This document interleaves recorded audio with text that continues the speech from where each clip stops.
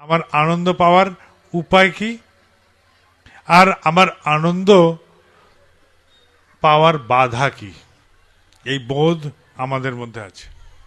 ধরা যাক একজন নেশা করে আনন্দ পায়, পথে লুটুতে লুটুতে এলো,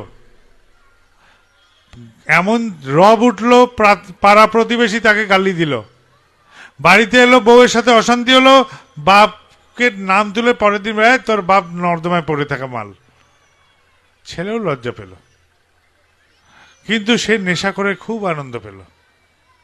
তাহলে কি এটাকে আনন্দ বলা চলে? এটাকে আনন্দ বলা চলে না। সে একা আনন্দ পাচ্ছে, অথচ সেই আনন্দে আর কেউ সামিল হতে পারছে না, পরিবেশ সামিল হতে পারছে না, পরিবার সামিল হতে পারছে না, আত্মীয় স্বজন পরিবারের মানুষরা কেউ সামিল হতে পারছে না, কেবল সেই একাই আনন্দ পাচ্ছে। এই রকম আনন্দ, এটাকে আনন্দ বলেন।